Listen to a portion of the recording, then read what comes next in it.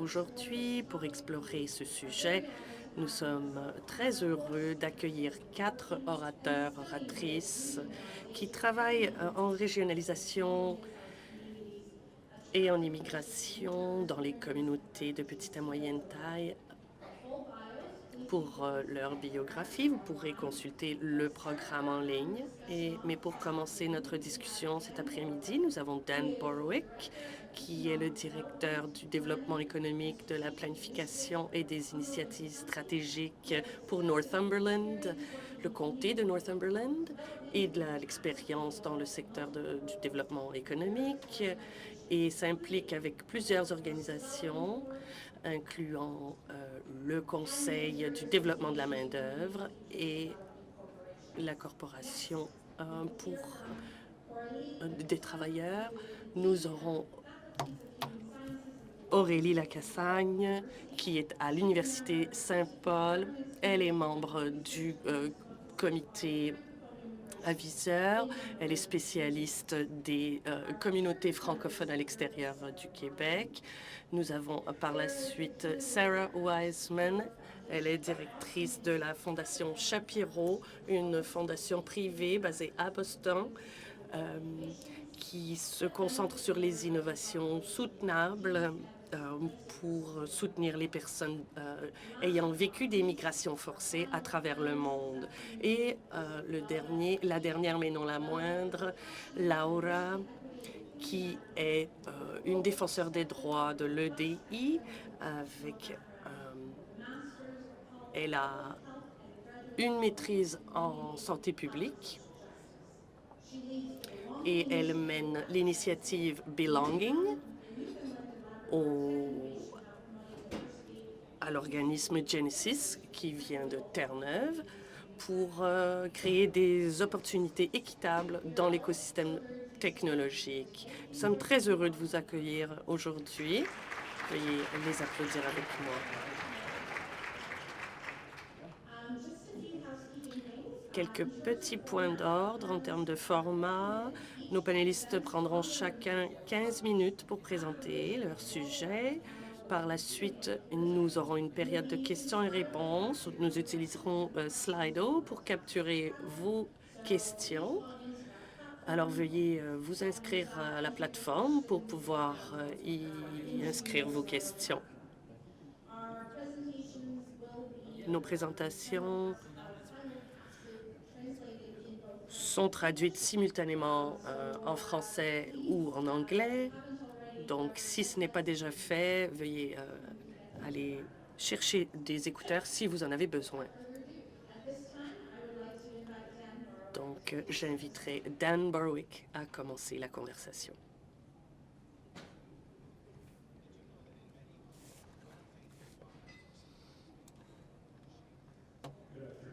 Bon après-midi à tous et merci de cette chance. Je parlerai spécifiquement aujourd'hui de la façon dont on peut développer des communautés à travers des initiatives de logement.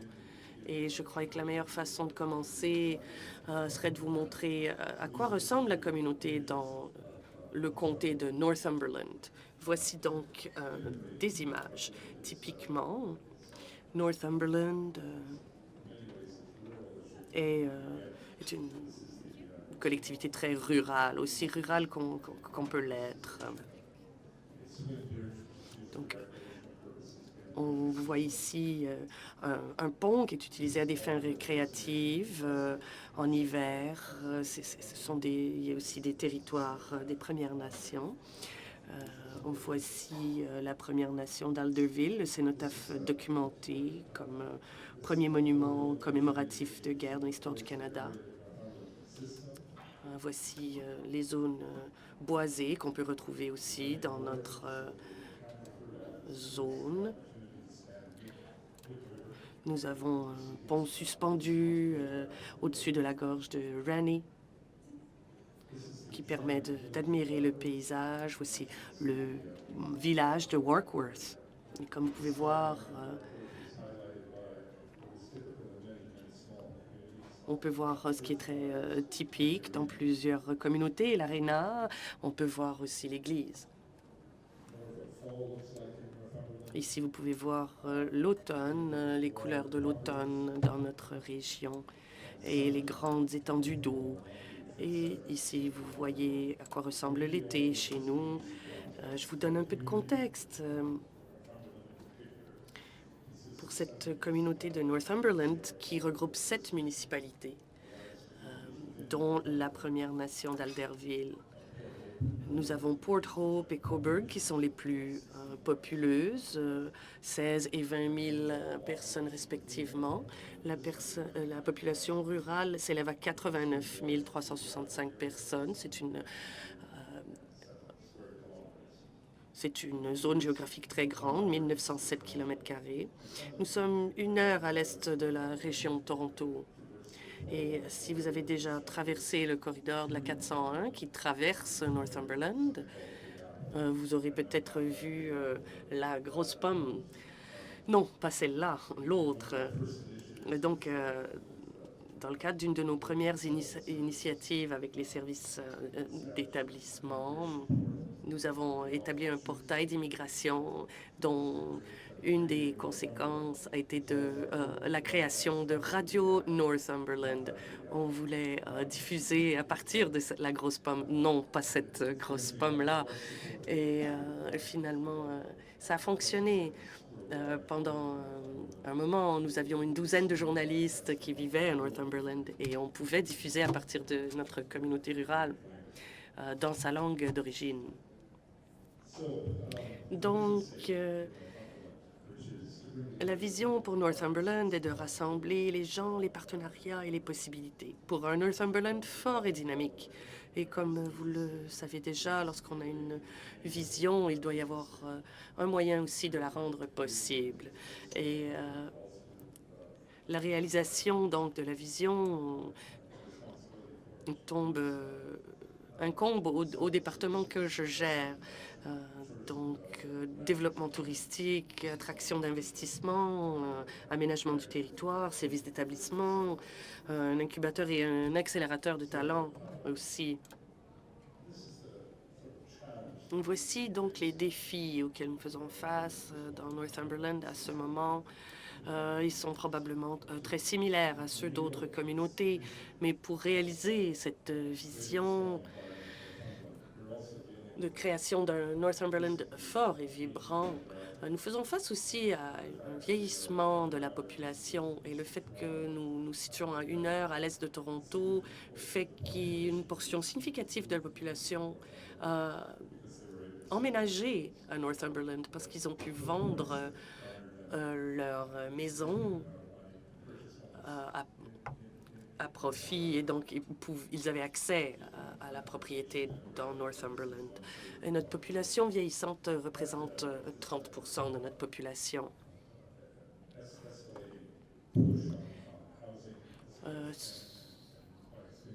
Donc, ceci a changé aussi les coûts des loyers. En ce moment, une résidence unifamiliale coûte en moyenne 800 000 $. Et pour un appartement d'une chambre, on parle de 1 600 $ par mois. Le taux d'inoccupation est tout en dessous d'1%. Si on combine ceci avec le vieillissement des travailleurs, on se demande comment renouveler la main-d'œuvre. La façon dont nous essayons de répondre à la situation est de voir à la création de services municipaux sous l'égide d'une corporation de logement. Et donc, cette corporation-ci, pour les travailleurs, aide les travailleurs de la classe moyenne. Et notre idée est d'aider au financement des premières maisons, des premières propriétés. Ceci repose sur l'idée que l'acquisition de terrain coûte peu. C'est un critère important dans notre modèle. Il y a des terrains disponibles à travers les municipalités et les municipalités regardent ce type d'opportunités de façon à pouvoir renouveler des titres qui n'ont pas été développés dans le passé. Il manquait toujours quelqu'un pour faciliter ce type d'initiative. Et initialement, on se concentrait beaucoup sur les travailleurs. Mais au fur et à mesure que la vision s'est développée, nous avons considéré comment intégrer les nouveaux arrivants et comment créer un sentiment de communauté pour les Canadiens. Donc, notre cible, notre marché visé est quiconque travaille dans une entreprise du comté de Northumberland, pour quiconque n'est pas propriétaire d'une propriété. Et nous regardons les revenus de moins de 20 000 $ par année et les revenus des particuliers qui s'élèvent à moins de 90 000 $.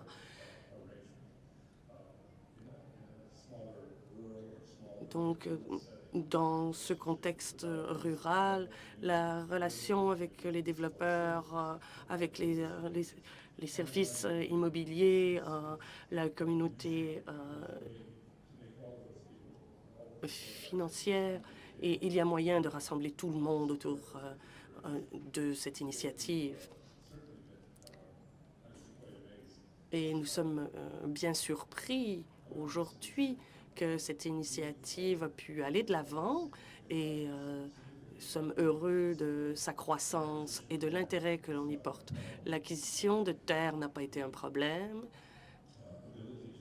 et le financement a aussi été facilité. Donc, pour vous parler de la structure, nous avons une perspective de service communautaire. Nous cherchons des gens qui peuvent financer 2 000 $ et nous complétons ce qui peut être repayé lorsque la maison serait vendue. Comme nous avons beaucoup d'entrepreneurs de petite taille, ils peuvent seulement construire un nombre limité de logements. Et donc, nous sommes prêts à acheter en gros pour soutenir des initiatives plus grandes de construction. Lorsque nous avons fait notre recherche, nous avons regardé Attainable Homes Calgary comme modèle. Et nous avons vu quelques autres modèles aussi et avons modifié certaines choses. Il y en a un qui voit cette initiative comme Habitat pour l'humanité en forme accélérée. C'est une façon de rafraîchir le marché et on peut aussi construire des maisons en série pour créer de la densité et renouveler les communautés qui sont au centre-ville. Donc,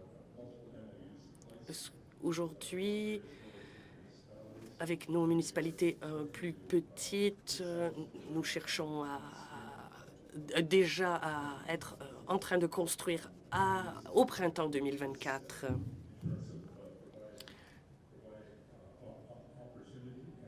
Ces protocoles d'entente sont devenus des opportunités.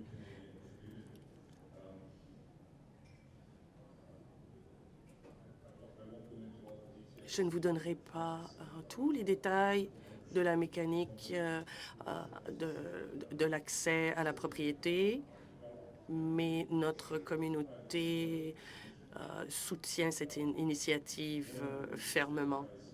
Une des raisons pour lesquelles nous avons un si grand soutien est qu'on est à la recherche de travailleurs qualifiés dans le secteur de la construction.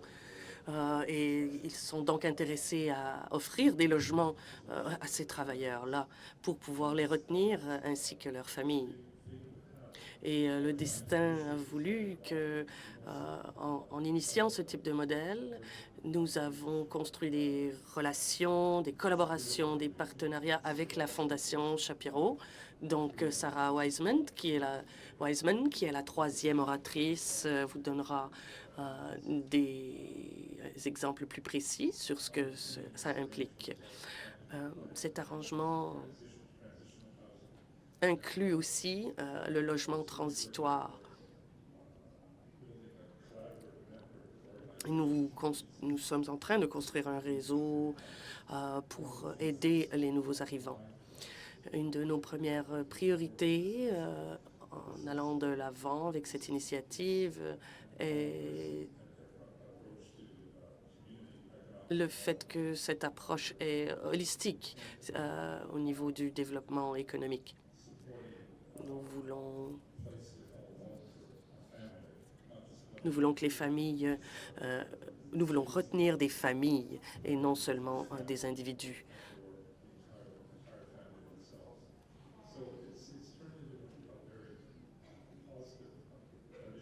C'est une initiative très positive pour nous.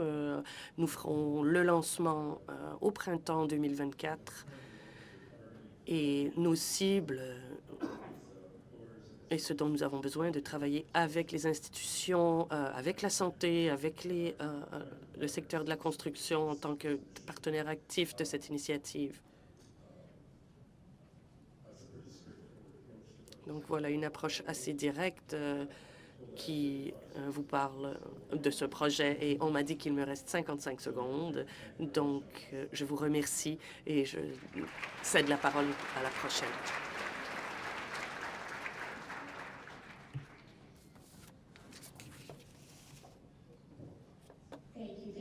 Merci, Dan. La prochaine sera Aurélie.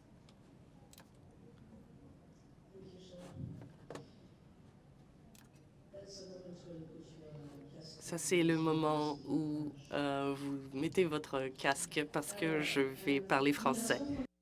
Doit se faire dans les petites et moyennes villes pour deux raisons principalement. Premièrement, les communautés francophones en situation minoritaire se trouvent très majoritairement dans des petites et moyennes villes, tout simplement. Et ce sont des communautés qui ont développé un maillage institutionnel qui facilite l'intégration pleine et entière des nouveaux arrivants.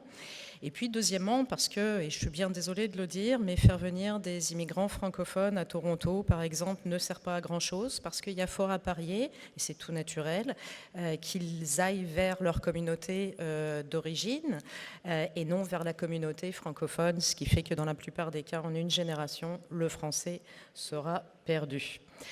Or, les obligations à agir en la matière découlent à la fois de la loi sur les langues officielles et de d'autres documents constitutionnels et à valeur constitutionnelle qui visent avant tout à l'épanouissement des communautés et non des individus. Par exemple, la stratégie en matière d'immigration francophone souligne que la dualité linguistique et le renforcement du caractère bilingue du pays reposent sur la vitalité des communautés de langues officielles en situation minoritaire. Il ne s'agit donc pas de faire venir un nombre X de nouveaux arrivants francophones, de faire du chiffre, mais de faire venir des nouveaux arrivants francophones dans des communautés accueillantes et inclusives, afin qu'ils contribuent à la vitalité des communautés francophones. Ce sont donc deux choses assez différentes. À ce propos, il y a IRCC qui, en 2020, a lancé l'initiative des communautés francophones accueillantes. On avait un atelier très intéressant à ce propos tout à l'heure. Un projet pilote dans le cadre du plan d'action sur les langues officielles 2018-2023. C'est une initiative qui est très intéressante parce que justement, elle prend bien en compte ce rôle impérieux des communautés. Il y a donc 14 communautés à travers le Canada qui ont été sélectionnées, quelques 4 millions par année sur 3 ans qui ont été investis. Selon les communautés, on a mené des consultations plus tôt ce printemps, on peut observer déjà plusieurs succès.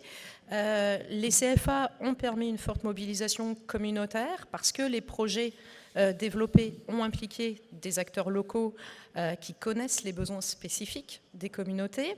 On note aussi une participation citoyenne plus importante des nouveaux arrivants qui, en s'engageant dans des projets développés, ont pu élargir leur réseau, ce qui les amène à participer à plus d'activités communautaires, au CA, à se développer un réseau économique, etc. Deuxièmement, ça a permis une meilleure visibilité aussi des nouveaux arrivants et a mené à des changements notables dans certaines organisations, notamment avec un leadership plus inclusif. Troisièmement, l'initiative a permis d'identifier certaines lacunes dans l'offre des services et d'y répondre. Quatrièmement, on a vu que plusieurs communautés francophones accueillantes ont développé des activités spécifiques reliées à l'intégration économique, mais aussi d'augmenter l'engagement des employeurs, toujours un problème important. Et puis, cinquièmement, des effets pollinisateurs, parce que les CFA sont en contact entre elles, parce qu'elles partagent des bonnes pratiques, de même qu'avec les autres acteurs du secteur, notamment les réseaux en immigration francophone. Des défis, cependant, bien sûr. La mobilisation qui est inégale suivant les communautés, en particulier parce que c'est difficile d'engager les municipalités pour qui la francophonie n'est pas sur le radar. Le fait que le programme laisse de côté, comme beaucoup d'autres programmes, les résidents temporaires, alors que, comme nous allons le voir plus tard, les résidents temporaires sont les futurs résidents permanents. Et puis, il y a des problèmes d'accès au logement, aux services en santé en français, au transport public aussi, parce qu'on parle de communautés souvent éloignées. On devrait connaître bientôt les résultats de l'évaluation des CFA réalisés par IRCC, mais d'ores et déjà, il y a les souhaits des communautés, c'est que ce projet des CFA puisse continuer, qu'il y ait une nouvelle cohorte de CFA qui soit identifiée, qu'il y ait plus de promotion qui soit fait au niveau local, auprès des autorités municipales, mais aussi au niveau international pour l'attraction de nouveaux arrivants. Et puis que les critères de sélection et de modalité du programme soient légers afin que personne ne soit laissé sur le bord de la route, notamment les résidents temporaires. J'ai essayé d'identifier, en ce qui concerne l'immigration francophone hors Québec, les défis et puis quelques solutions. Comme vous le voyez, avec les données qui sont présentées ici, il y a un problème systémique de discrimination et de racisme dans le traitement des permis d'études pour les étudiants francophones africains. C'est pas moi qui le dis, c'est IRCC l'a reconnu en 2022 dans sa réponse au comité parlementaire permanent sur l'immigration et la citoyenneté. Vous allez me dire que la différence est faible entre 68 et 72% et qu'il y a avant tout comparativement une discrimination envers les étudiants africains. C'est vrai, mais cela affecte d'autant plus la francophonie parce qu'il n'y a quasiment pas d'étudiants francophones en provenance d'Asie, du Moyen-Orient et d'Amérique du Sud par définition. Donc les effets discriminants sont beaucoup plus importants que ne le laisse penser l'écart. Alors, il y a de nombreuses pressions qui ont été mises sur IRCC sur cette question depuis quelques années. Et en 2022, le ministère s'est engagé dans une collaboration avec l'Association des collèges et universités de la francophonie canadienne. On attend encore d'en voir les résultats tangibles. Pourquoi je commence par parler des institutions postsecondaires. Pourquoi c'est crucial pour nous? Tout simplement parce que la réalité dans nos communautés, c'est que les institutions postsecondaires sont des piliers. Historiquement, les francophones ont été discriminés dans l'accès à l'éducation en français. C'est encore le cas dans certaines provinces. Et les dispositions constitutionnelles ne garantissent pas l'accès à l'éducation postsecondaire dans la langue officielle. On fait donc face à un problème de continuum dans l'éducation et c'est la raison pour laquelle les universités sont vues comme des pierres angulaires manquantes de notre épanouissement.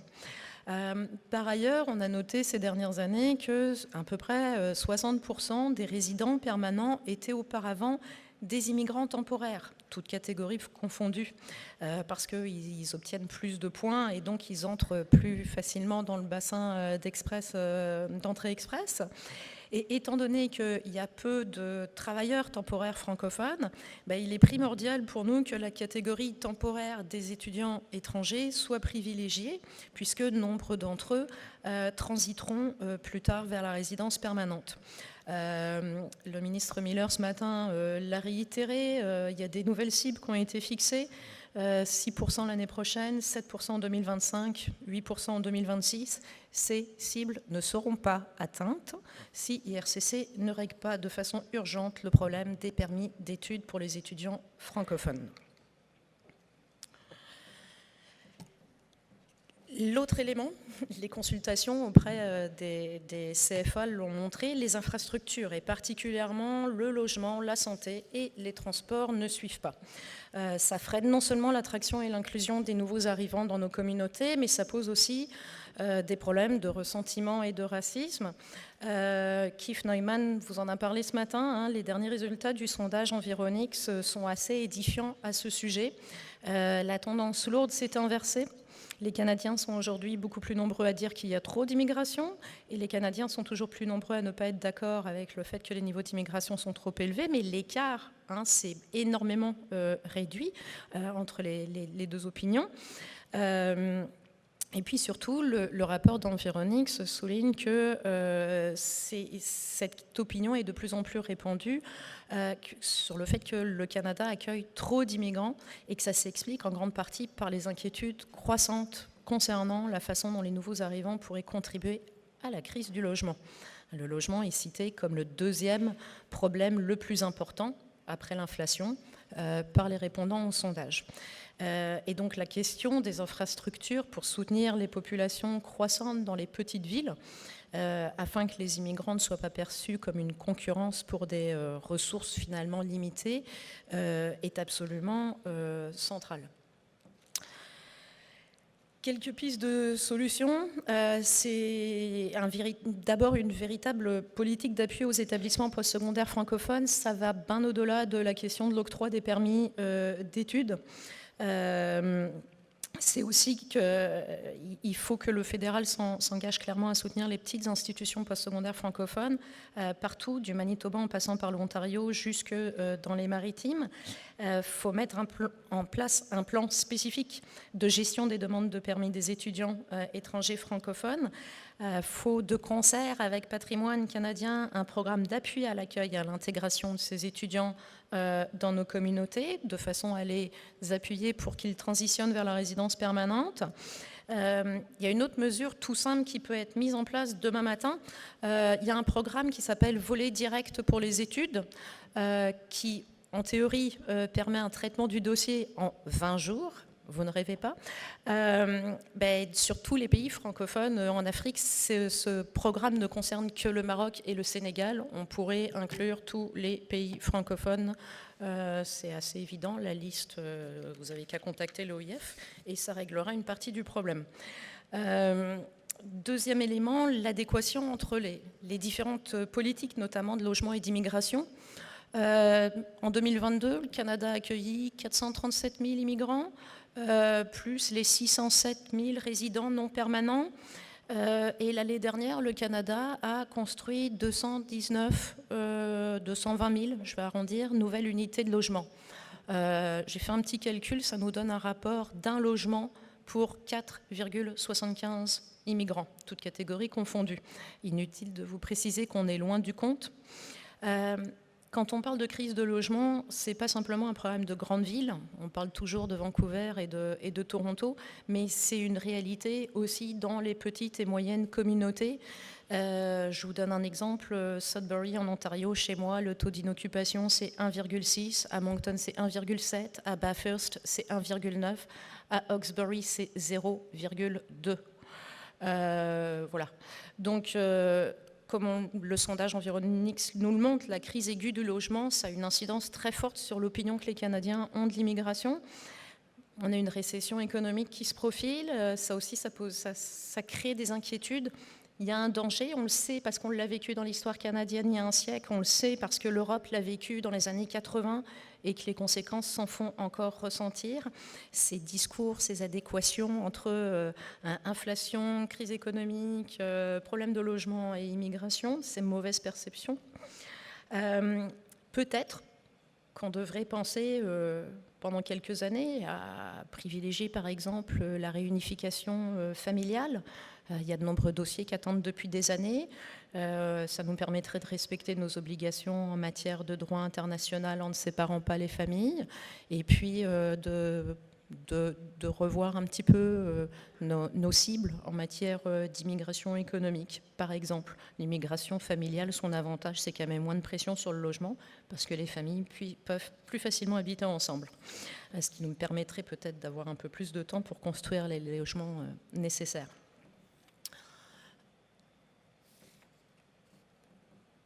L'autre dernière petite chose concerne piste de solution. C'est l'éducation et la sensibilisation à l'antiracisme. Il y a de nombreuses petites communautés qui effectivement n'ont pas nécessairement une grande expérience avec l'arrivée d'immigrants. Il y a des peurs, il y a des préjugés. L'enquête sur les petites et moyennes villes qu'on a réalisée révèle que même si les habitants de ces communautés considèrent qu'elles sont relativement accueillantes à l'égard des immigrants, elles le sont moins à l'égard des immigrants qui ne sont pas blancs. C'est une constatation qui est importante pour les communautés francophones en situation minoritaire parce que la grande majeure partie des immigrants francophones qui arrivent au Canada sont racialisés. C'était 81% des résidents permanents francophones admis au Canada qui étaient des citoyens de pays d'Afrique ou du Moyen-Orient en 2022. Donc il y a un travail effectivement encore très important qui reste à faire pour diminuer les attitudes de rejet des personnes immigrantes dans les petites et les moyennes villes. Il y a plusieurs études, une fois de plus, notamment l'étude qu'on a fait à VVP, qui montre que les attitudes envers l'immigration dans les petites villes demeurent encore assez négatives. Donc il faut bonifier absolument les programmes visant à lutter contre le racisme d'une part, mais aussi, puis ça c'est très important pour les communautés francophones, c'est de bonifier les programmes et le financement des programmes permettant des activités culturelles qui favorisent les rencontres et les interactions entre communautés hôtes et communautés immigrantes.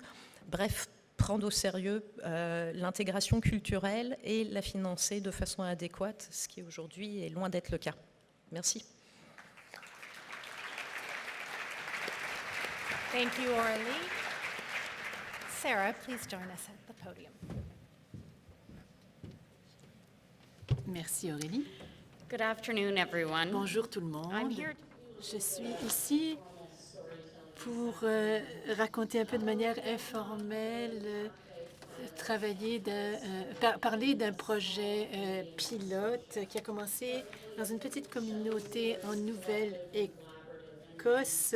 On a parlé de collaboration avec Shelley, donc je vais parler d'un projet collaboratif et à petite échelle et qui a pris finalement de l'ampleur et je pense que ça a du potentiel pour beaucoup d'autres communautés au Canada. Premièrement, je voulais vous dire que je suis la directrice d'une petite organisation qui s'appelle la Fondation Shapiro. Je travaille donc pour Ed et Barbara Shapiro. C'est une organisation philanthropique. Ils ont décidé vers 2015 de travailler au niveau de l'espace des réfugiés, des initiatives dans le monde qui pourraient bénéficier aux réfugiés. Donc, et il voulait aussi que ce soit durable dans le temps. Donc, peu de temps après, il y a eu il y a aussi eu une réduction au niveau des États-Unis. Ils ont en fait cogné à la porte du Canada. Ils ont fait un partenariat avec le Canada depuis. Donc, il y a 3 thèmes importants dans les projets. Une grande partie du travail vise à changer le discours prédominant actuel sur les réfugiés et immigrés qui sont considérés non comme des boulets, en un discours axé sur les atouts.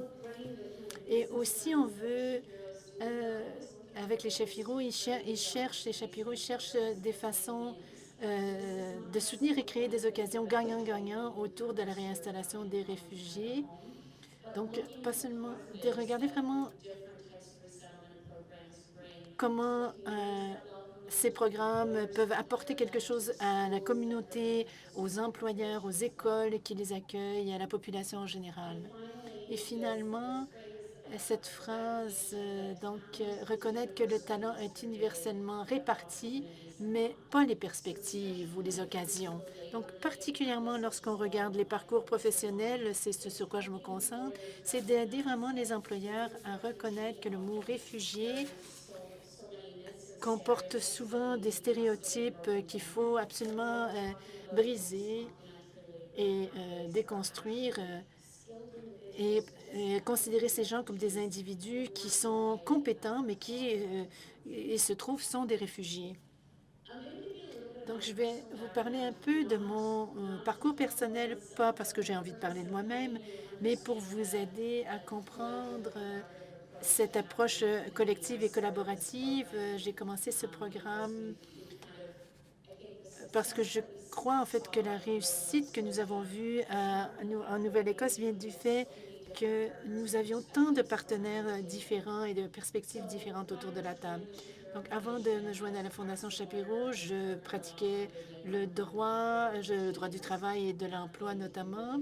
Rien à voir avec l'immigration ou les réfugiés. Donc, je ne suis pas la personne indiquée pour cela. Mais j'ai travaillé avec beaucoup d'employeurs. Beaucoup d'employeurs faisaient face à des pénuries de main-d'œuvre. Donc, en 2015, avec la crise syrienne, j'ai commencé comme bénévole à parrainer des réfugiés et comme avocate aussi. Donc, c'était vraiment ma première exposition au monde de l'établissement et de l'installation. Et c'est grâce à ce travail d'établissement d'installation que j'ai commencé à travailler en 2018 comme directrice pour la Fondation Shapiro. Et c'était vraiment fascinant de voir ce qu'il voulait faire. Donc, de ce côté-ci de l'océan, on a une grande pénurie de main-d'œuvre et de l'autre côté de l'océan, on a des millions d'individus qui ont toutes sortes de compétences et qui se trouvent à être des réfugiés. Donc, la question était de savoir, y a-t-il une façon de créer un pont entre l'offre et la demande, en fait, et d'aborder ces questions de demande au niveau de la main-d'œuvre. Je trouvais que c'était fascinant et je me disais peut-être que mes partenaires ne voudraient pas que je sois bénévole dans ce domaine, mais quelques semaines plus tard, au niveau municipal, ils ont décidé de créer un nouveau bureau de développement économique, un peu comme Dan a fait au Northumberland County. Donc, j'ai demandé un congé sans solde de ma pratique. Donc, j'ai voulu travailler et regarder donc, la question du manque de pénurie de main-d'œuvre. Donc, c'est comme ça que ça a pris forme. La ville de New Glasgow, qui a moins de 9000 personnes, est devenue un endroit de projet pilote pour ce que l'IRCC appelle une approche qui est basée sur la communauté, menée par la communauté. Si on va un peu plus loin, on a fait ce projet pilote et 2 ans plus tard, en fait, il y a 2 ans, j'ai joint à la Fondation Shapiro et ce que nous faisons, c'est chercher des manières de soutenir et de voir comment on peut à plus grande échelle mettre en œuvre ces objectifs. Ce que j'aime beaucoup dans ce travail à la Fondation, c'est que ce n'est pas un programme, on ne tient pas les CV, on ne gère pas le programme, mais on veut que ça réussisse. Donc, tout ce qu'on peut faire dans la prochaine année pour aider et faire en sorte que ce soit un programme qui puisse fonctionner et qui peut prendre de l'ampleur pour les communautés, pour les employeurs et pour les communautés et les individus, pardon. Et donc, c'est ce que nous recherchons. C'est un programme qui doit être accessible donc aux employeurs. Nous voulons aussi que ce soit un programme qui fonctionne pour de multiples ONG, partenaires et pays d'accueil. Et on veut aussi faire ce qu'on peut pour investir dans les parties du système qui ont besoin d'aide. Peut-être la façon la plus simple de décrire le projet, nous avons ici une petite vidéo, je crois qu'il devrait... c'est les Nations unies. Je sens que c'est quelque chose que j'ai gagné, pour lequel j'ai travaillé fort, et c'est vraiment très important pour moi. Une communauté en Nouvelle-Écosse qui accueille des réfugiés dans un nouveau projet pilote du fédéral. Donc, ce qu'on a introduit, présenté aux employeurs locaux, c'est qu'il y a un autre bassin de candidats qualifiés et particulièrement des individus qui ont les bonnes expériences et les bonnes compétences, l'éducation aussi et la formation. Il se trouve que ce sont des réfugiés. Le nouveau projet pilote permet d'identifier les réfugiés et de les mettre en contact avec des employeurs. Donc, on parle ici de solutionner des problèmes. Il y a 3 emplois qui ont été trouvés.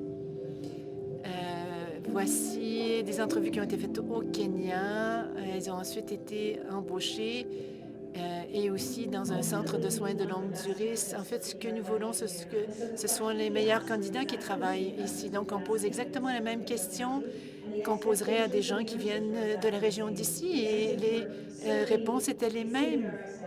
En fait, les réponses dépassaient nos attentes. Ils sont arrivés récemment au Canada avec l'aide de Refuge Point de l'UNHCR et d'autres. Je pense que c'est une manière vraiment digne pour moi d'avoir du travail et qu'on ne me fait pas une faveur, en fait, en me donnant du travail.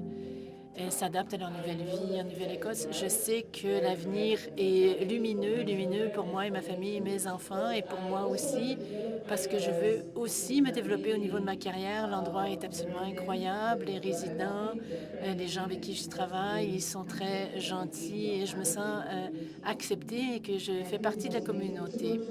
Et je me sens motivée à aller au travail et je sais que je fais une différence et que ma contribution est valorisée.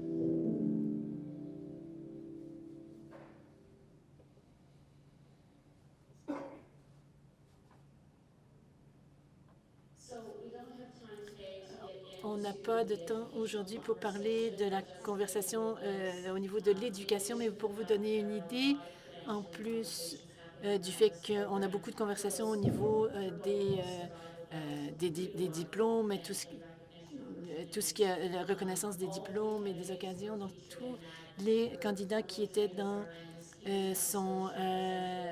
ce vidéo étaient des infirmières qualifiées. Elles ont reçu aussi leur certification aussi comme infirmières qualifiées il y a quelques semaines. Donc, il y a beaucoup de conversations, de bonnes conversations qui se produisent. Donc, très rapidement, comment nous décrivons cela aux employeurs? Donc, peut-être que ces gens déjà embauchent des immigrants et des membres de la famille. Ils se disent, mais en fait, on leur dit, voici un autre bassin de candidats qui se trouvent et sont des réfugiés. Donc, on a aussi travaillé au niveau des références. Et maintenant, il me fait plaisir de partager on crée avec l'IRCC aussi des occasions de financement.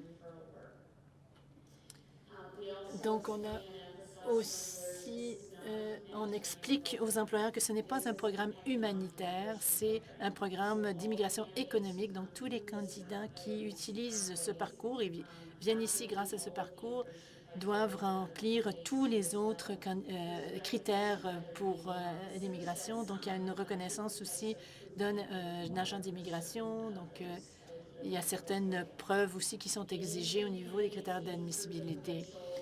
Au départ, on utilisait les parcours provinciaux au niveau des AIP, des PNP. On souligne aussi plusieurs choses aux employeurs. Une de ces choses, c'est que tous les candidats arrivent au Canada avec le statut de résident permanent avec la famille qui les accompagne. Donc, sachant que les certifications n'arrivent pas aussi rapidement pour les résidents permanents, on a fait une entente avec l'IRCC pour que ce soit plus rapide. Et aussi, on travaille avec des partenaires à l'étranger pour trouver des solutions vraiment durables pour ces candidats. Donc, ce n'est pas seulement un programme de recrutement, c'est un programme de recrutement et de rétention. Donc, les partenaires le verront comme une réussite seulement si les candidats sont intégrés de manière réussie au Canada. Donc, la langue, j'en ai déjà parlé, c'est une des questions les plus importantes pour les employeurs. Les candidats doivent satisfaire à des critères linguistiques et à d'autres critères d'immigration. Il y a aussi au Fonds pour voyage et établissement, le gouvernement fédéral a créé des mécanismes de prêt. Il y a donc différents partenaires qui travaillent à ce projet. Et Dan a parlé aussi du logement et de l'établissement. C'est pas que c'est le rôle de l'employeur de trouver un logement, mais il faut absolument qu'il y ait quelqu'un autour de la table qui s'occupe de la question du logement pour que ça réussisse. Et on aussi souligne auprès des employeurs qu'il ne s'agit pas d'un programme clé en main, mais d'une occasion inexploitée. Donc, c'est vraiment une occasion qui peut permettre à différentes régions de l'utiliser, de s'épanouir. Donc, je ne vais pas ici regarder avec vous en détail cet organigramme. Il y a Omar en Nouvelle-Écosse qui fait un travail absolument remarquable. Il a voulu partager l'information sur tout. Si vous voulez savoir ce qu'il y a dans le INPP en Nouvelle-Écosse, si vous voulez voir la version Sarah, voilà à quoi elle ressemble. Donc, nous avons expliqué aux employeurs que nous avons un certain nombre d'ONG partenaires et on voit ici le potentiel vraiment. Et lorsqu'on voit la collectivité qui travaille ensemble, que tout le monde, on a les agences d'établissement, tout le monde est connecté, les employeurs, les régions, les différents secteurs, tout le monde se réunit pour la réussite du projet. Et si vous pouvez imaginer une petite communauté, je pense on n'a même pas le statut de ville, Mahone Bay. Ils ont à peu près 800 habitants. Il y a un employeur là-bas qui a offert 57 offres d'emploi à des travailleurs de la santé premier niveau. Donc, c'est 57 familles qui déménagent du Kenya et qui viennent s'établir ici. Comment cet employeur s'est engagé? Et il y a des gens dans la communauté qui aussi s'inscrivent pour aider, donner des cours de cuisine, aider avec les déménagements. Donc, c'est vraiment remarquable. Et il y a une autre région qui veut prendre une approche semblable. Donc, voici d'autres photos. L'IRCC nous a dit qu'il y avait eu 145 offres d'emploi grâce à ce programme et qu'il y en avait plus de 130 qui étaient en Nouvelle-Écosse.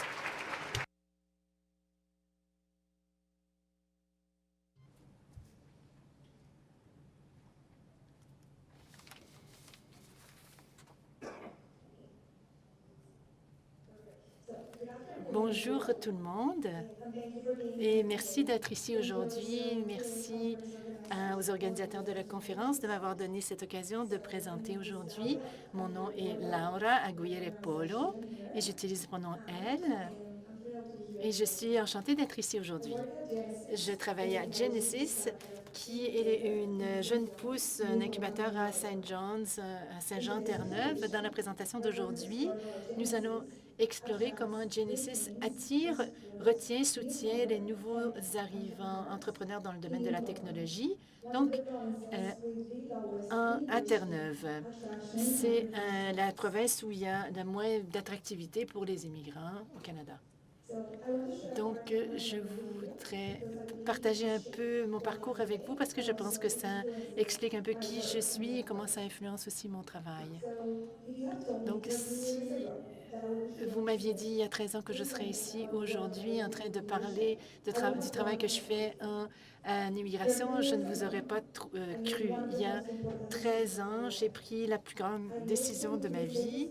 Je suis déménagée au Wisconsin, toute seule, pour apprendre l'anglais et vivre aux États-Unis. J'avais à l'époque seulement 16 ans et j'étais assez naïve sur comment cette décision changerait ma vie et tous les défis aussi auxquels j'allais faire face.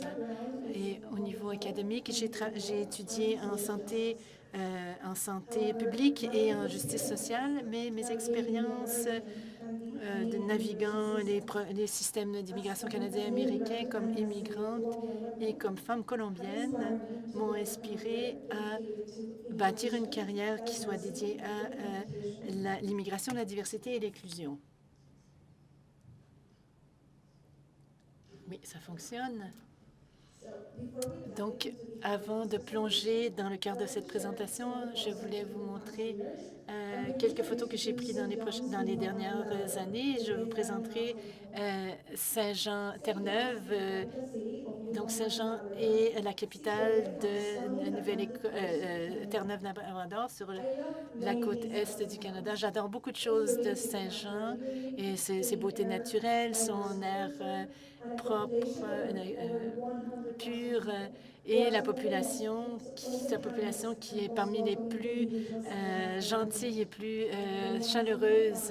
Je ne sais pas si vous êtes déjà allé à Terre-Neuve, mais je vous recommande vraiment d'y aller. C'est vraiment un bel endroit avec des gens magnifiques.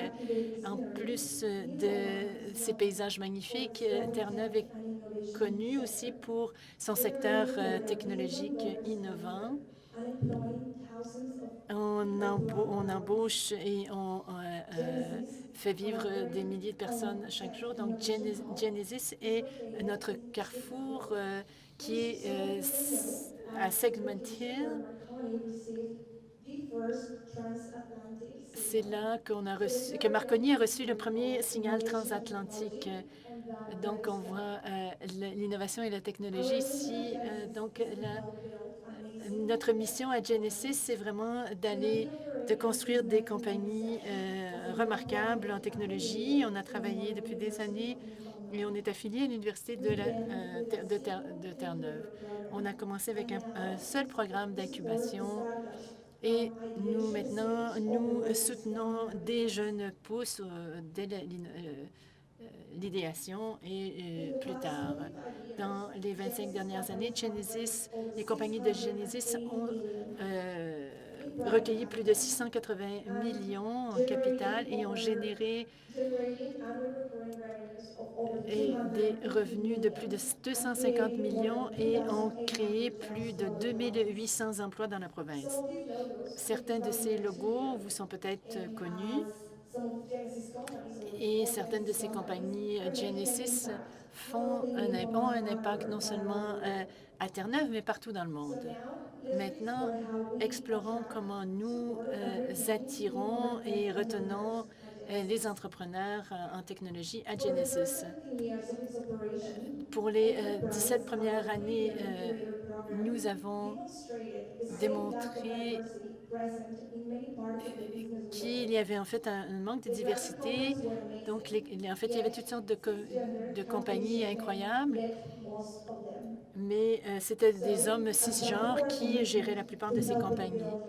Donc, on voulait aider à bâtir des compagnies qui embrassent l'inclusion et la diversité. Alors, nous avons créé l'initiative Appartenance. C'est une initiative que je gère, que j'ai l'honneur de gérer. Donc, on travaille sur la diversité, l'inclusion, l'équité, l'inclusion et l'immigration. On est très fiers de notre progrès. C'est des compagnies maintenant qui sont gérées par différents entrepreneurs, dont des femmes, comme vous voyez sur cette photo. Donc, on a une communauté de Genesis qui est assez diversifiée et j'en suis très fière. Jusqu'à 2014, il n'y avait pas de nouveaux arrivants ou de femmes qui participaient dans nos programmes.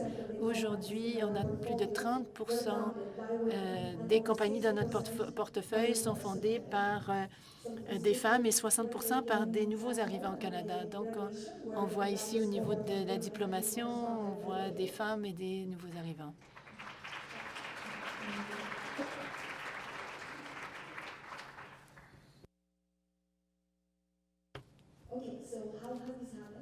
Donc, comment c'est produit? Ça n'a pas été facile, en fait. Ça a été un long parcours. Il y a 5 choses qui ont bien fonctionné pour nous et on essaie de comprendre et d'améliorer les choses. Il y a beaucoup de place à l'amélioration. Donc, on a eu des partenariats stratégiques et une approche centrée sur le client et aussi un soutien qui est holiste. Aussi une culture inclusive qui veut aussi changer l'écosystème. Si on regarde les partenariats stratégiques, l'initiative appartenance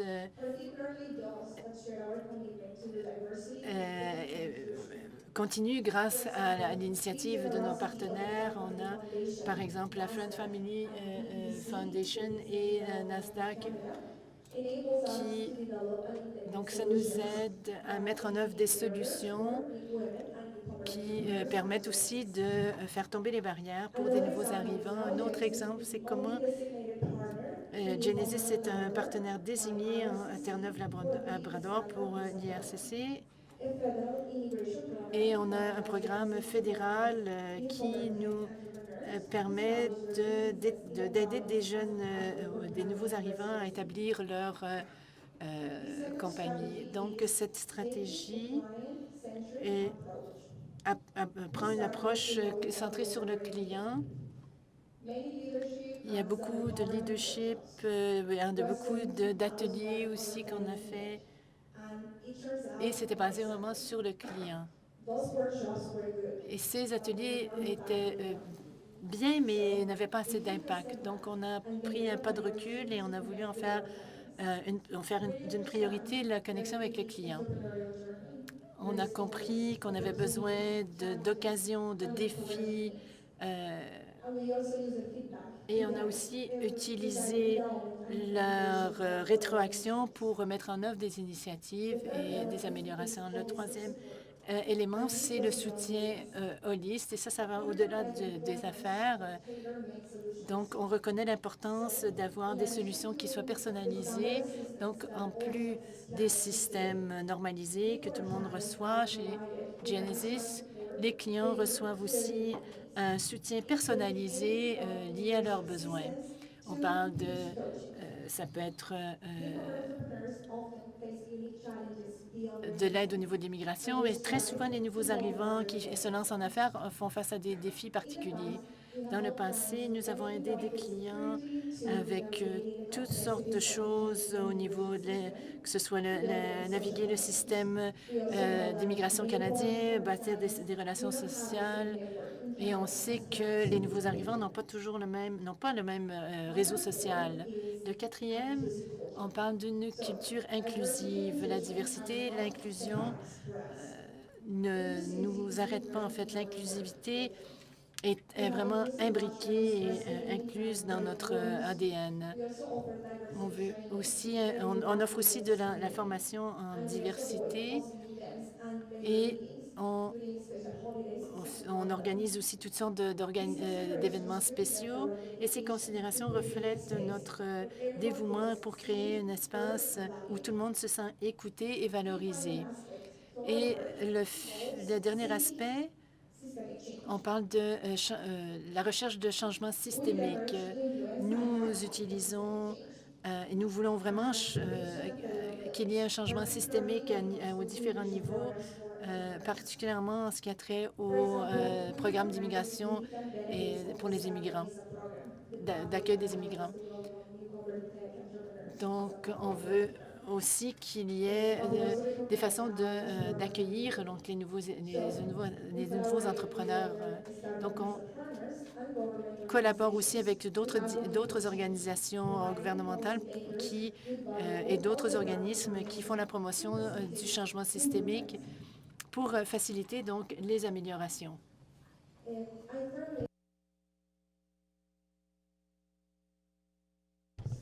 Que les partenariats clés, l'approche centrée sur le client, le soutien holistique, une culture inclusive et continuer le changement systémique ont été vraiment des clés dans la rétention des entrepreneurs.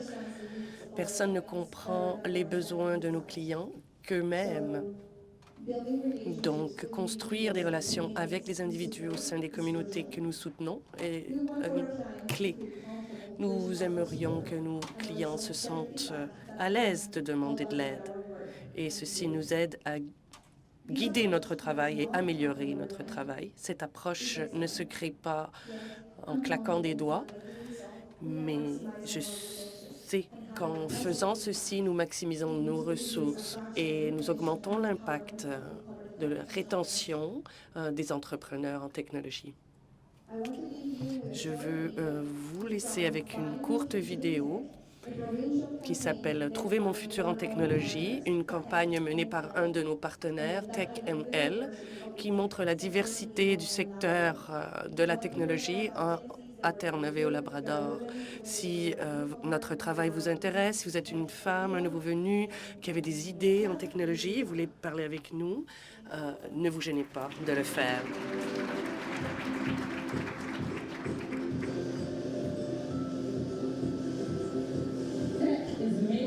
La technologie fait des vagues au Labrador. Sentez-vous le momentum? Regardez mon nouveau bureau. Nous avons commencé cette entreprise ici avec des innovations qui font la différence à travers le monde. Nous changeons le visage des soins de santé. Nous aidons les gens à apprendre de nouvelles façons. Nous attaquons le changement climatique avec des méthodes innovantes.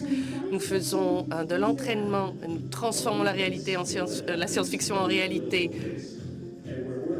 Et le travail peut avoir lieu directement dans votre cour arrière, avec cet air pur et les magnifiques paysages juste à l'extérieur.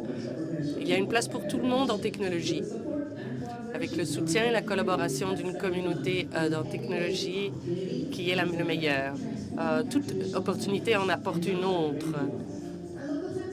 J'adore le secteur de la technologie et son momentum. Ça génère $1 milliard dans notre économie à chaque année, avec des opportunités dans des emplois techniques et non techniques à travers l'industrie. La technologie fait des vagues au Labrador et à Terre-Neuve.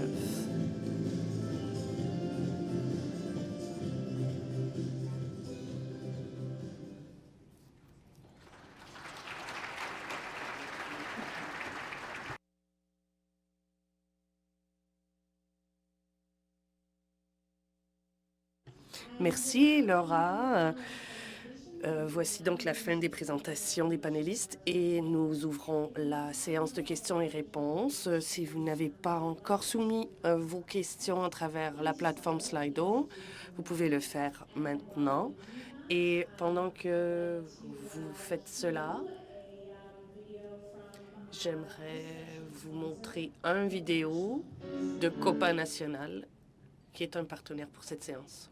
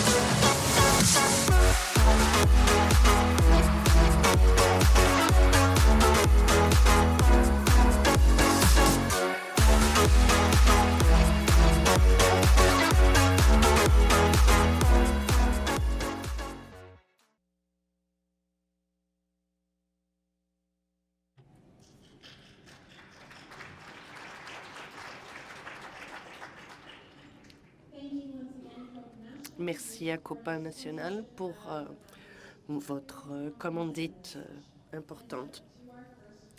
Et donc, pour notre première question, elle s'adresse à Sarah.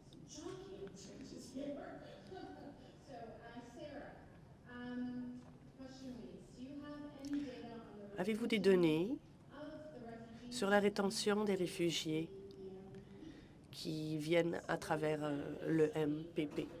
Donc, un des avantages du fait d'habiter dans une petite communauté est que je connais les 14 arrivants qui sont arrivés.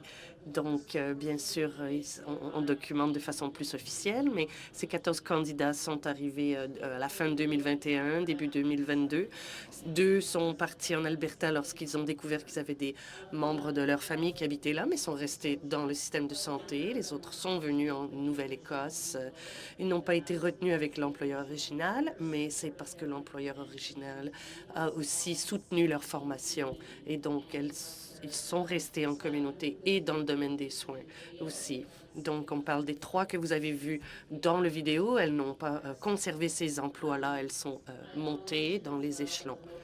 Je veux vous dire que le Bureau de développement économique, avec l'aide de l'IRCC, fait cette documentation locale, mais fait du développement d'outils et de ressources qu'ils ont fait sur mesure pour les besoins du programme, les employeurs, les communautés dans d'autres centres ruraux et de petites communautés. Je serais heureuse de partager ça avec vous.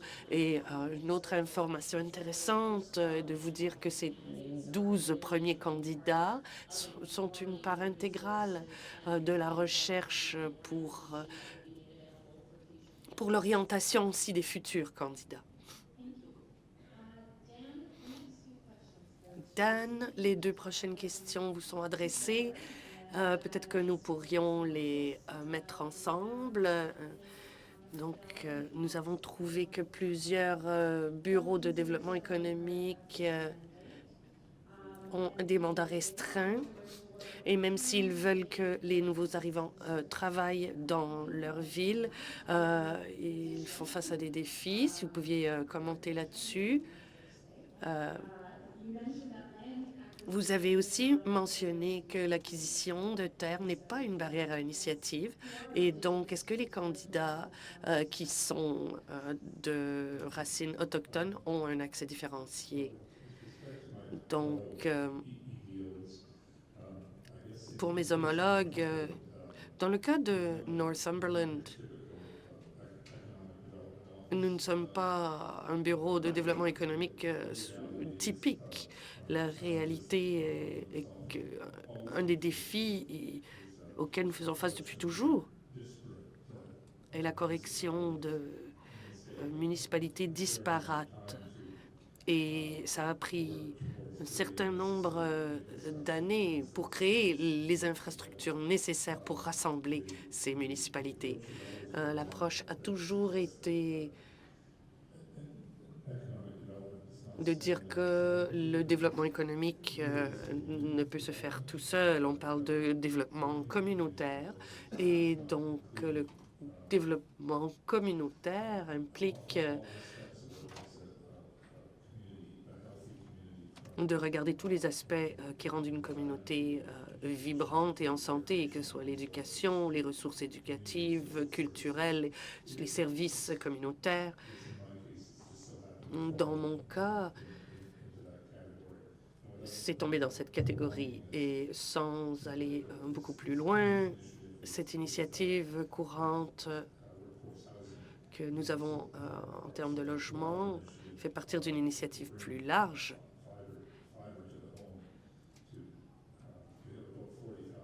Nous avons à peu près 40 000 maisons dans Northumberland. 14 000 sont... Donc, il y a une initiative pour aider la numérisation, pour aider la connectivité des maisons. Ceci... Donc, en interaction avec les services d'établissement, ça fait partie des stratégies des initiatives stratégiques du mandat. En rapport avec la question sur l'acquisition des terres comme n'étant pas une contrainte, lorsque nous avons commencé, nous avons parlé avec les représentants de chaque municipalité un à un, parce que ce n'est pas la même formule pour tout le monde. Ma relation avec la Première Nation d'Alderville s'est construite sur une confiance mutuelle et la construction de liens. Les idées que nous amenons dans le comté de Northumberland sont toujours ouvertes. Nous sommes ouverts à la discussion et nous prenons les orientations qu'on nous donne. Voilà l'approche. Dans mon rôle en tant que présidente, je crois que les prochaines questions sont en lien avec le MPP. Donc, j'aimerais d'abord poser une question à Aurélie. Plusieurs nouveaux arrivants arrivent dans des régions où on parle de façon prédominante l'anglais. Lorsqu'on leur demande dans quelle langue ils veulent être servis, ils répondent en anglais. Quels conseils, quelles suggestions avez-vous pour prendre en compte cette question? Donc, dans les prairies, bon, on demande l'anglais parce que c'est souvent la seule façon d'obtenir des services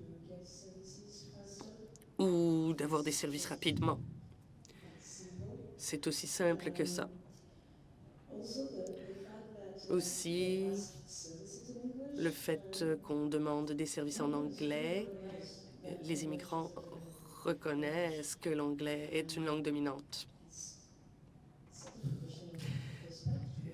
Ce n'est pas la question c'est la question du respect. Lorsqu'on arrive et qu'on voit que c'est la langue dominante, on veut parler la langue dominante.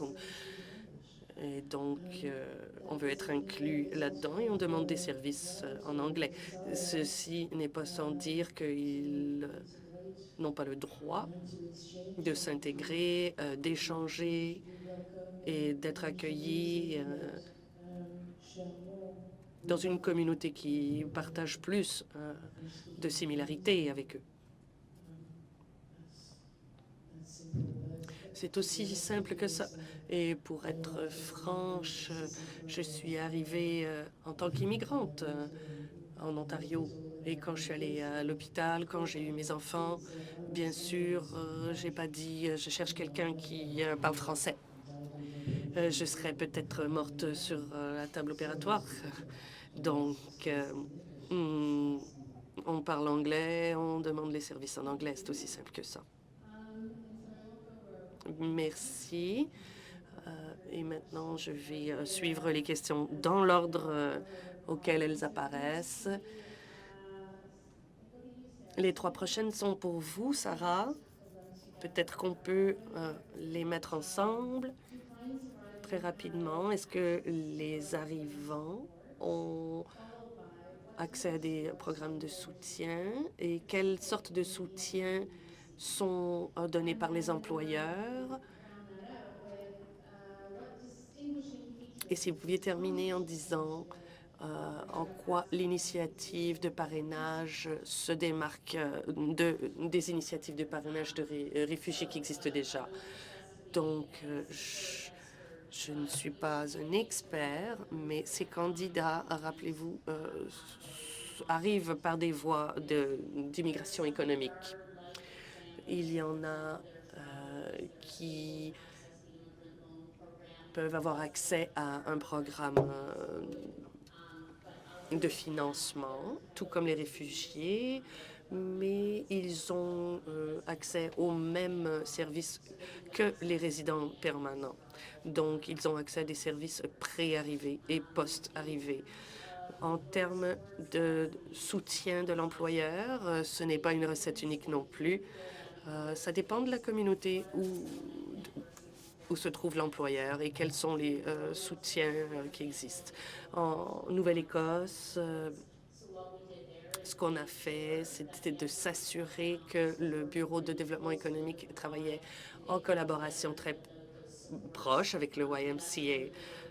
Et donc, c'est une bonne façon d'aider les employeurs à envoyer le message qu'ils ont besoin d'aide au niveau de l'établissement pour le recrutement et la rétention. Et finalement, ce qui distingue notre initiative de parrainage, ici, la clé est que le MPP ne fait pas de parrainage. Ce sont des candidats qui se font identifier comme réfugiés à cause des... mais ils rentrent à travers des trajectoires économiques. Donc, ce n'est pas du parrainage. Ça tombe sous l'égide du processus d'immigration qui va plus vite que le processus privé. Donc, il y a une course ici. On va poser la même question, la prochaine question à Laura.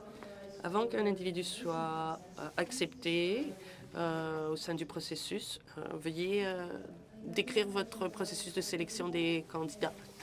Est-ce qu'on parle du visa Startup? Donc, ça, c'est juste un ajout que les clients peuvent avoir lorsqu'ils sont acceptés dans le programme d'incubateur de 3 ans.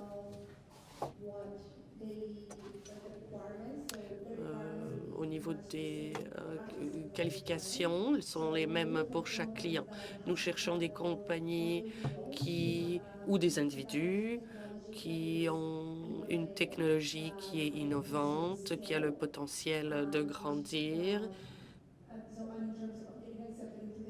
Et pour être accepté dans le programme de 3 ans, c'est pour des entreprises qui ont déjà créé un prototype, par exemple, un produit viable minimum. C'est par exemple, une application pour téléphone qu'ils ont créée. Donc, nous cherchons quelqu'un, par exemple, qui a déjà créé une version et quelqu'un qui est déjà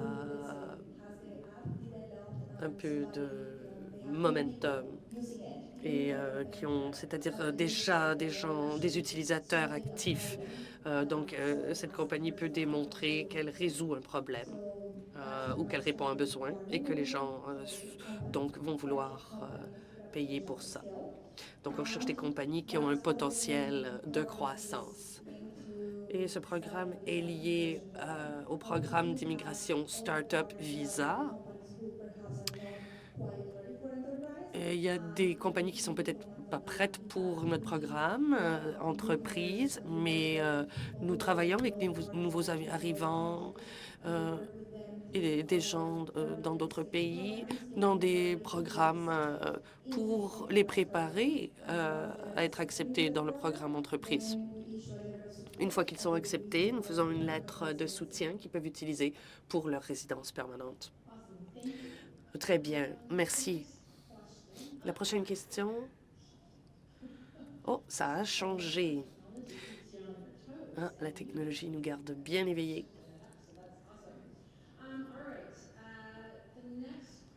La prochaine question, donc,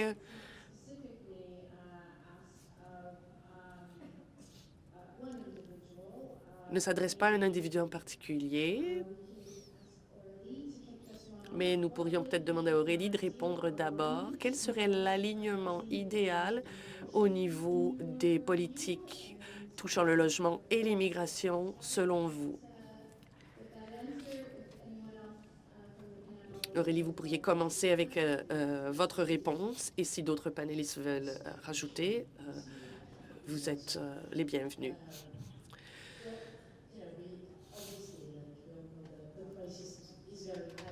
Nous savons que cette crise du logement est très présente et qu'il y a urgence. On fait l'annonce de nouveaux programmes de déduction, de réduction des taxes. On parle de logements abordables, mais ceci va prendre beaucoup de temps.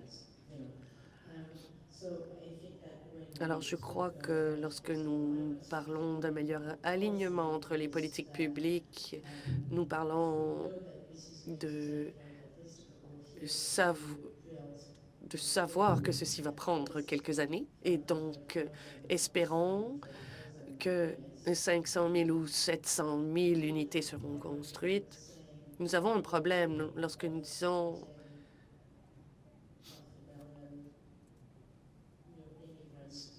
nous allons accueillir un demi-million de nouveaux immigrants et 1,2 million d'immigrants temporaires. Ça ne fonctionne pas. Donc, il faut planifier l'infrastructure et ces projets prennent du temps. Si nous voulons continuer à faire l'immigration à des niveaux tels qu'ils sont, il faut prendre en considération le temps nécessaire pour construire les infrastructures et nous devons prendre en compte tous les travailleurs temporaires parce que nous connaissons tous les différents niveaux d'immigration, différents statuts migratoires, mais les gens ne se rendent pas compte que tous les programmes pour travailleurs temporaires existent. Les gens ne se rendent pas compte que nous avons un nombre incroyable d'étudiants internationaux. Ces gens ont besoin d'être logés. Et certains qui étudiaient à mon université vivaient dans l'arrêt de bus parce qu'ils n'avaient aucun endroit où aller. Donc, il y a une responsabilité partagée entre l'IRCC qui donne des permis d'études et des fois qui ne les donne pas, et puis les universités, et puis les provinces aussi qui n'acceptent pas d'augmenter les financements pour les universités et qui prennent les étudiants comme des outils budgétaires. Tout ceci doit être regardé, doit être considéré et on devrait parler de façon amicale lorsqu'on établit des cibles. Sur quelles données les établissons-nous?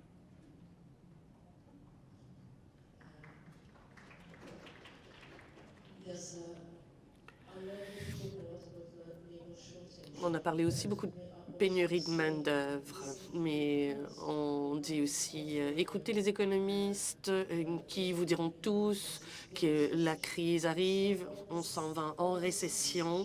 Nous voyons, il y a beaucoup de signes qui montrent qu'il y aura encore plus de chômage. Il faut écouter ce que les gens disent, ce que tous les acteurs disent dans le secteur de l'immigration. Tout le secteur de l'immigration doit écouter les économistes et les gens du secteur du logement parce que c'est une tendance et nous devons la prendre au sérieux quant aux décisions que nous faisons et surtout dans l'établissement de nos cibles.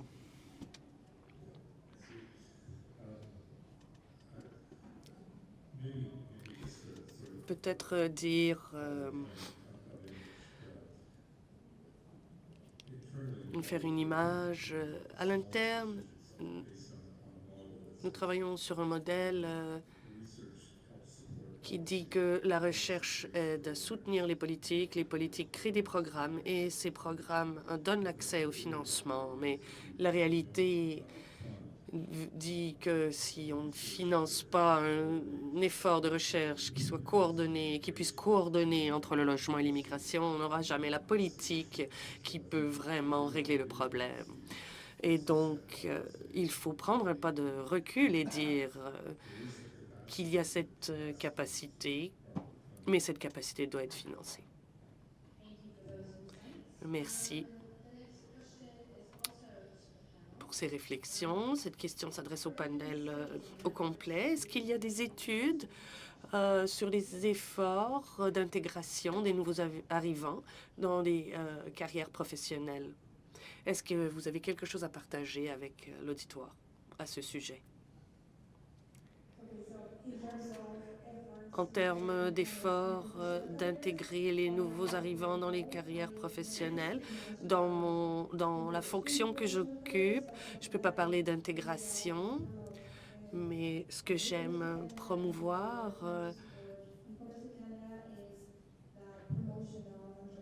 mais nous faisons la promotion de l'entrepreneuriat. Nous savons que les immigrants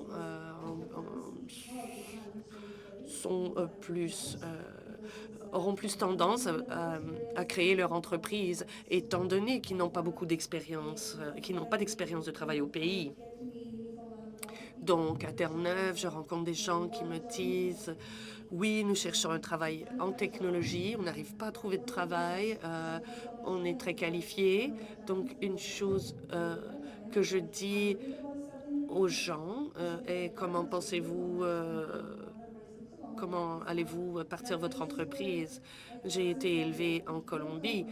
Et en Colombie, si on ne vient pas d'une famille riche ou d'une famille qui est déjà dans l'entrepreneuriat, on ne pensera peut-être pas à partir une entreprise parce qu'il n'y a pas de soutien gouvernemental.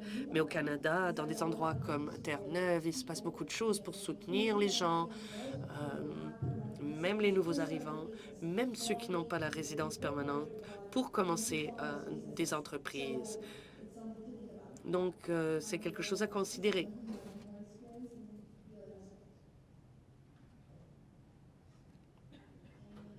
Quelqu'un d'autre voudrait répondre?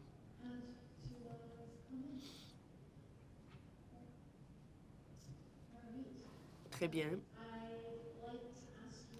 Je vais donc vous demander d'applaudir tous nos panélistes qui ont parlé cet après-midi.